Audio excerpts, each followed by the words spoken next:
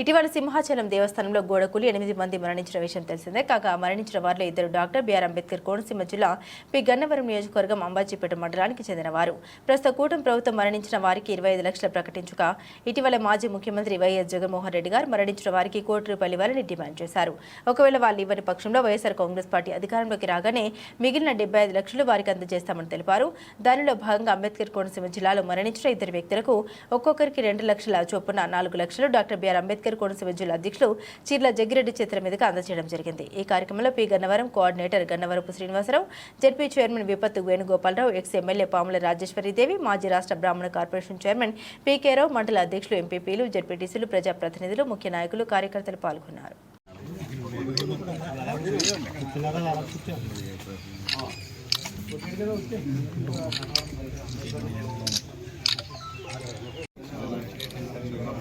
అనగారు కొద్దిగా అనుకుంటుంది కొద్దిగా పర్లేదు కదండి బాబాయ్.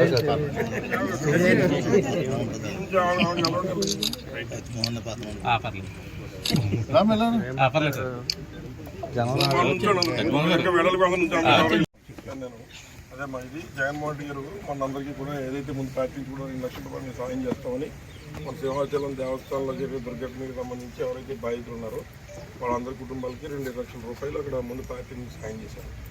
అట్లాగే అక్కడ ఉన్న వాళ్ళకి అక్కడ ఇచ్చేశారు.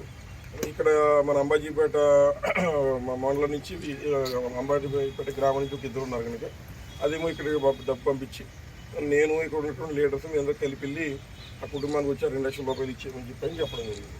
ఇంకొక విషయం ఏంటంటే ఇప్పుడు ఏదైతే ప్రభుత్వ పరంగా గతంలో జగన్మోహన్ రెడ్డి గారు మరి ఫ్యాక్టరీ యాక్సిడెంట్ జరిగితే ఇప్పుడు ₹1 కోటి ఇప్పుడు మా ముఖ్యమంత్రి ఉండగా ఇచ్చారు. ఇప్పుడు కూడా జగన్మోహన్ రెడ్డి గారు డిమాండ్ చేయడం వల్ల ప్రభుత్వం కూడా ఒక 20 లక్షలు మాత్రమే ఇచ్చారు. రేపు మళ్ళీ జగన్మోహన్ రెడ్డి గారు ప్రభుత్వ అధికారంలోకి వచ్చిన తర్వాత బ్యాలెన్స్ 75 ఏదైతే ఉందో అది కూడా మళ్ళీ మా ప్రభుత్వం నాకు ఇస్తామనేటువంటి మాట జగన్మోహన్ రెడ్డి గారు చెప్పడం జరిగింది. దానికి పార్టీ కట్టుబడి ఉంటుంది. దెబ్బ తగిలింది, దాన్ని పూడ్చలేము. కానీ ఏంటంటే పార్టీ చేసే సాయం పార్టీ చేసింది. రేపు ప్రభుత్వం ద్వారా డిమాండ్ చేసి ఏం చేయించాలో చేయించాం. భవిష్యత్తులో ఏం చేస్తామో కూడా మీకు చెప్పేళ్తాం. నమస్కారం. ఈ మధ్య కాలంలో మనందరికీ తెలిసిన విషయమే ఏదైతే సింహాచలం దేవస్థానంలో చందనోత్సవం సందర్భంగా మరి ఎవరైతే మరి అక్కడ ఒక అవినీతి గోడ కట్టారో దాని యొక్క ఫలితం ఇవాళ నిండు ప్రాణాలు సుమారు 8 కుటుంబాల్లో ఉన్నటువంటి 8 మండుగురు చనిపోవడం జరిగింది. రాష్ట్రం అంతా విచారణ వ్యక్తం చేయడం జరిగింది. ముఖ్యంగా మరి ఏదైతే ఒక చిన్న తాపీ మేస్త్రిని అడిగినా కూడా ఒక 5-6 మీటర్లు దాటి ఏదైనా మనం సిమెంట్తో ఏదైనా మరి కన్స్ట్రక్షన్ చేయాలంటే దానికి మరి పునాదులు వేయాలి లేదా ప్లింతులు వేసి కట్టాలని మాట చెప్తారు.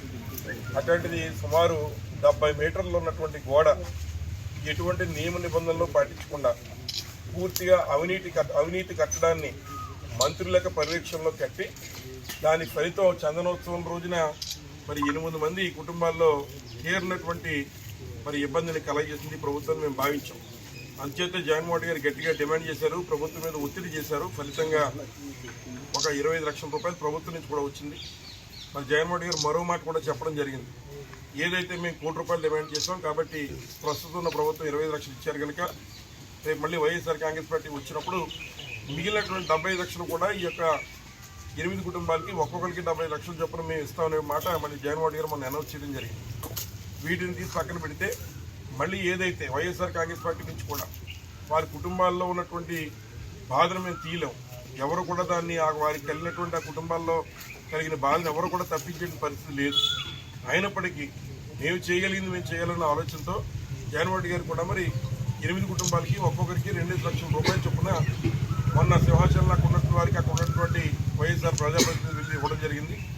అలాగే ఇక్కడ అంబాజీపేటలో మరి శివగారు ఒకటి, అదేవిధంగా మరి దుర్గానాయుడు గారు అటువంటి వారి ఇరువురు కూడా మరి మరణించడం జరిగింది.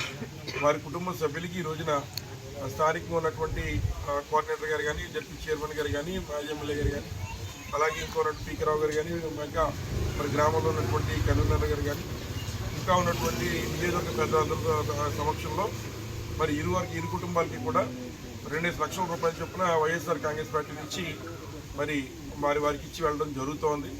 ఇది కేవలం వారి కన్నీళ్లు తుడవడానికి మాత్రమే. ఇప్పటికన్నా ఈ కూటమి ప్రభుత్వం బుద్ధి తెచ్చుకుని ఇంకా ఆంధ్రప్రదేశ్ లాంటి అవినీతి గోడలు కట్టడాలు చాలా కడుతూ ఉన్నారు, ఇంక్లూడింగ్ అమరావతితో సహా. ఇప్పటికన్నా బుద్ధి తెచ్చుకుని మీరు చేస్తున్న తప్పుడు పనుల వల్ల ఇలా మనుషుల ప్రాణాలు పోతూ ఉన్నాయి. కాబట్టి ఇంత డిపార్ట్మెంటు, ఇంత వ్యవస్థ కలిగినటువంటి మరి ప్రభుత్వం ఈ రకంగా గోళ్ల కట్టడంలో కూడా మరి అవినీతి చేసి ఇలా ప్రాణాలని మరి బలి తీసుకోవడం సమంజసం కాదు. కాబట్టి ఇప్పటికన్నా బుద్ధి తెచ్చుకుని రాబోయేటువంటి కాలంలో అయినా ప్రతిష్టాత్మకమైన నిర్మాణాలు చేయాలని మేము కోరుతూ ఉన్నాం. మరొక ఉదాహరణ చెప్పాలంటే, గతంలో మన రాష్ట్ర విభజన జరిగింది. మన రాష్ట్ర విభజన జరిగినప్పుడు 613 కోట్ల రూపాయలు పెట్టి మరి కేసీఆర్ గారు మరి తెలంగాణలో మరి పెర్మనెంట్ సచివాలయం వారు కట్టారు. చాలా చక్కగా ఉంది ఆ బిల్డింగ్. అదే టైంలో ఇక్కడ ముఖ్యమంత్రిగా ఉన్న నారా చంద్రబాబు నాయుడు గారేమో మరి అమరావతిలో టెంపరీ బిల్డింగ్ కట్టారు. దానికి అయిన కట్టు మొన్న సింహాచలం దేవస్థానంలో కూటమి పార్టీ కట్టినటువంటి అక్రమ గోడ వల్ల సుమారు 8 కుటుంబాలకి విషాదాన్ని మిగిల్చారు. అందులో 8 మంది మరి చనిపోయిన పరిస్థితులు మన రాష్ట్రం అంతా కూడా చూసింది. ముఖ్యంగా ఒక చిన్న తాపీ మేస్త్రిని అడిగినప్పటికీ కూడా ఒక 4-5 మీటర్లు దాటితేనే దానికి పిల్లర్లు వేసి మరి గోడలు కట్టాలనే మాట ఎటువంటి ఇంజనీర్ సహాయం లేకుండా ఒక తాపీ మేస్త్రి కూడా చెప్తాడు. కానీ ఈ రాష్ట్రంలో ఏదైతే ఒకవైపు అమరావతినో లేదా కడుతున్న దేవస్థానంలో జరుగుతున్న పనులు అన్నీ కూడా అవినీతిమై ఈ కూటమి ప్రభుత్వం అవినీతిమయం చేసి కేవలం 5 రోజుల్లో మరి సుమారు 70 మీటర్లు మరి పొడగలిగినటువంటి 12 మీటర్లు ఎత్తున్నటువంటి గోడని 70 మీటర్లు ఉన్నటువంటి గోడని 5 రోజుల్లో నిర్మించాలనేటువంటి ఒత్తిడి మరి కూటమి నాయకుల ద్వారా చేసి ఆ గోడ వల్ల ఈ రోజున సుమారు మరి ఆ గోడ కూలిపోవడం వల్ల సుమారు 8 మంది ప్రాణాలు గాలిలో గెలిచిపోయాయి. అట్లాంటి కుటుంబాలకి ఇవాళ మళ్ళీ కలవడం జరిగింది. వారి కుటుంబానికి ఈ కూటమి ప్రభుత్వం వల్ల జరిగిన నష్టాన్ని భర్తీ చేయలేని పరిస్థితి ఉంది.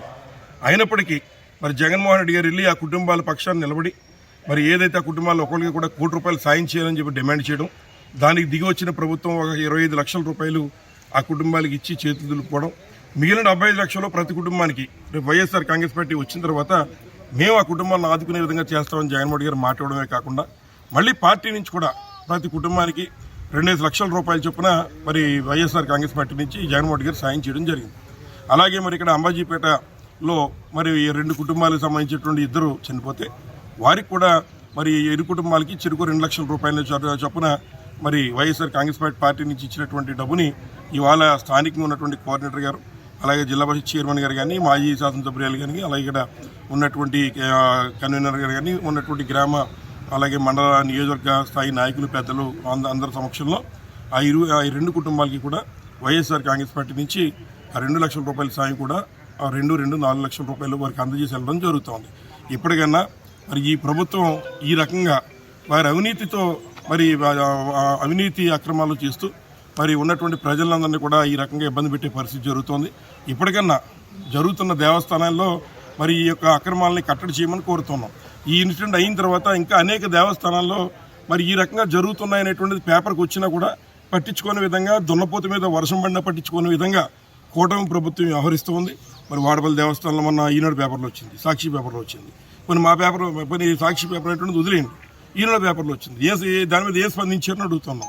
ముఖ్యంగా ఈ ఘటన జరగడానికి ప్రధాన కారణమైనటువంటి కూటమిలో ఉన్నటువంటి 5 మంత్రులు కమిటీల్లో మేమంతా అక్కడ జరుగుతున్నటువంటి ఈ ఉత్సవం చందనోత్సవానికి మేమే అన్నీ చూసామని చెప్పి 10 సార్లు డబ్బా కొట్టుకునేటువంటి మంత్రులు ఇవాళ వాళ్ళ ఆలస్యం వల్ల, వాళ్ళ అవినీతి వల్ల, ఈ కూటమి ప్రభుత్వం అవినీతి వల్ల మరి 8 ప్రాణాలు గాల్లో కలిపేశారనే విషయాన్ని మరొకసారి తెలియజేస్తూ ఇప్పటికన్నా బుద్ధి తెచ్చుకుని మరి మంచి కట్టడాలు కట్టండి, అవసరమైతే మరి నాణ్యత కార్యక్రమాలు చేయాలని చెప్పి మేము కోరుతున్నాం.